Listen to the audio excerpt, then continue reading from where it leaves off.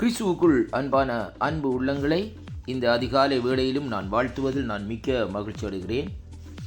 இன்றைய நாளிலும் 9ஆம் தேதி 10வது மாதம் 2025ஆம் ஆண்டு வியாழக்கிழமை. இந்த காலை வேளையிலும் கர்த்தருடைய வார்த்தை இந்த நாட்களில் நமக்கு வருகிறது.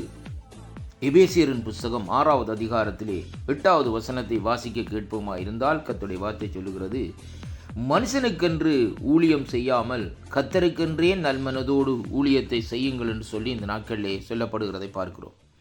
அருமையான அன்பு பிள்ளைகளே, இன்றைய நாட்களிலே சபைகள் இந்த நாட்களிலே வளர்ச்சி குன்றிப்போய் இருக்கிறதற்கு முக்கியமான காரியம் என்னவென்று பார்க்கிற வேளையிலே ஜனங்கள் செய்கிற ஊழியத்தை பொறுத்துத்தான் இந்த நாட்களிலே சபைகளுடைய வளர்ச்சியை இந்த நாட்களை கணித்து கொள்ளக்கூடியதாக இருக்கிறது. மனுஷனுக்கென்று அவர்கள் ஊழியம் செய்வார்களாயிருந்தால் அந்த சபையிலே இந்த நாட்களிலே வளர்ச்சியே இந்த நாட்களில் இருக்காது. ஏனென்றால் ஆவியானவருடைய வழிநடத்தல், ஆவியானவருடைய செயல்பாடு, ஆவியானவருடைய கிரியைகள் இந்த நாட்களிலே இல்லாமல் இருக்கிறபடியினால் இந்த நாட்களிலே ஜனங்கள் என்ன செய்கிறார்கள்? மனுஷனுக்கென்றே அங்கே ஊழியத்தை செய்கிறார்கள். முகத்தை பார்த்து இந்த நாட்களிலே ஊழியத்தை செய்கிறதை காணக்கூடியதாக இருக்கிறது. ஆனாலும் கர்த்தருடைய வார்த்தை சொல்லுகிறது, இந்த நாட்களிலே மனுஷனுக்கென்று ஊழியத்தை செய்யாமல் கர்த்தருக்கென்று எப்படியாக என்றால் நல் மனதோடு இந்த நாட்களிலே ஊழியத்தை செய்யும்படியாக இந்த வேதவார்த்தை சொல்லுகிறதை பார்க்கிறோம். இந்த ஊழியம் ஒரு ஸ்தாபனத்துக்கு செய்கிற ஊழியம் அல்ல.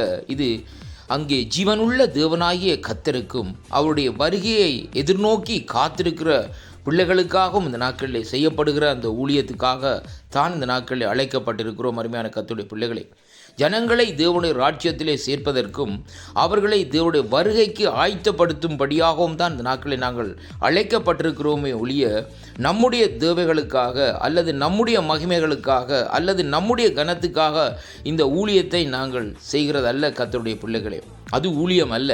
அதனாலே நாங்கள் இன்றைக்கு ஒரு காரியத்தை இந்த நாட்களில் அறிந்து கொள்ள வேண்டும். நாங்கள் பார்வைக்கு ஊழியம் செய்யாதபடி இந்த நாட்களிலே கர்த்தருக்கென்று ஒரு நல் மனதோடு இந்த நாட்களில் ஊழியத்தை செய்வோமா இருந்தால் அந்த ஊழியத்திலே ஒரு சிறு கூட்டமாக இருந்தாலும் அங்கே இந்த நாட்களிலே அந்த கூட்டத்தின் மத்தியிலே தேவனுடைய ஆவியானவர் இருந்து இந்த நாட்களை நடத்தக்கூடியதாக இருக்கிறது, அங்கே காணக்கூடியதாக இருக்கிறது.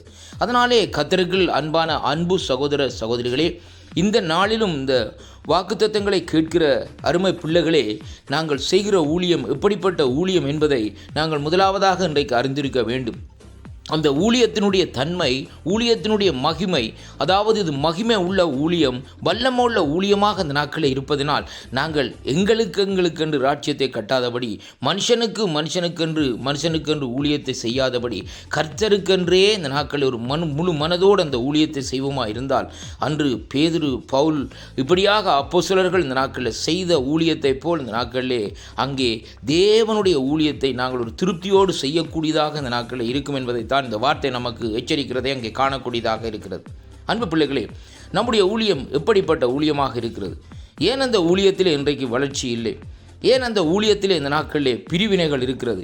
ஏன் அந்த ஊழியத்திலே இன்றைக்கு சபைகள் இந்த நாட்களிலே உடைந்து போகிறது என்றால் நாங்கள் ஒரு மனுஷனுக்கென்று ஊழியத்தை செய்கிற வேளையிலே அந்த ஊழியத்திலே ஆவியானவருடைய நடத்தலோ, ஆவியானவருடைய கிரிகைகளோ, ஆவியானவருடைய செயற்பாடுகளோ இந்த நாட்களை நாங்கள் காண முடியாது. நம்முடைய மகிமையையும் நம்முடைய காரியத்தையும் தான் இந்த நாட்களிலே அங்கே காணக்கூடியதாக இருக்கும். அப்படியானால் அது ஒரு உலக பிரகாரமான ஊழியமாக இந்த நாட்களிலே இருக்கிறதை அங்கே நாங்கள் பார்க்கிறோம். அன்பு சகோதர சகோதரிகளே, இன்றைய நாட்களிலும் கர்த்தருடைய பிள்ளைகளே, இந்த நாளிலும் ஊழியத்தை நீங்கள் செய்கிறதா இருந்தால் முழு மனதோடு, முழு ஆத்மாவோடு, முழு சரீரத்தோடு கர்த்தருக்கு ஒரு அர்ப்பணிப்போடு இந்த நாட்களில் ஊழியத்தை செய்யுங்கள். அது சிறிய ஊழியமாக இருக்கலாம் அல்லது பெரிய ஊழியமாக இருக்கலாம். அந்த ஊழியத்திலே தேவனுடைய நாமம் மகிமைப்படுகிறது மட்டுமல்ல, கர்த்தருடைய ஆவியானவர் உங்களோடு கூட இருந்து உங்களை ஆசீர்வதித்து அந்த ஊழியத்தை எப்படியாக செய்ய வேண்டும் என்பதை ஆவியானவர், பரிசுத்த ஆவியானவர் வழிகாட்டி கற்றுத்தருவார் என்பதைத்தான் இன்றைக்கு இந்த வார்த்தை ஊடாக நாங்கள் அறிந்து கொள்ளக்கூடியதாக இருக்கிறது. அதனாலே இன்று வருகிற காலங்கள் சொற்ப நாட்களாக இருக்கிறபடினால், ஆண்டோடைய வருகை சமீபமாக இருக்கிறபடினால் மனப்பூர்வமாய் கர்த்தருக்கென்று நல்மனதோடு இந்த நாட்களில் இந்த ஊழியத்தை செய்யுங்கள். கர்த்தருடைய கரம் உங்களோடு கூட இருக்கிறது மட்டுமல்ல, அவருடைய தூதர்கள் அது மட்டுமல்ல, அவரே கூட இருந்து உங்களை இந்த நாட்களிலே சுவையான பாதையிலே நடத்தி செல்வார் என்பதை நாங்கள் உணரக்கூடியதாகவும் அறியக்கூடியதாகவும் இருக்கும். இந்த வாக்குத்தத்தங்கள் மூலமாய் இன்றைய நாளிலும் இந்த வார்த்தை ஊடாக உங்களுக்குள்ளே ஒரு திருப்பம் வருமென நான் விசுவாசிக்கின்றேன். வாக்குத்தத்தங்களை வாசிக்கிறவர்கள் இந்த நாட்களிலே அந்த வேளையிலும் கர்த்தருக்கென்று முழு மனதோடு இந்த நாட்களிலே நல்மனதோடு இந்த நாட்களிலே ஊழியத்தை செய்யுங்கள். கர்த்தர் உங்களோடு கூட இருந்து ஆசீர்வதித்து நடத்துவாராக என்று என் மீட்பராகிய இயேசு கிறிஸ்துவின் இனிய நாமத்தில் வாழ்த்தி ஆசீர்வதிக்கிறேன். கர்த்தருக்கு மகிமையும் கனமும் துதியும் புகழும் உண்டாவதாக. ஆமேன்.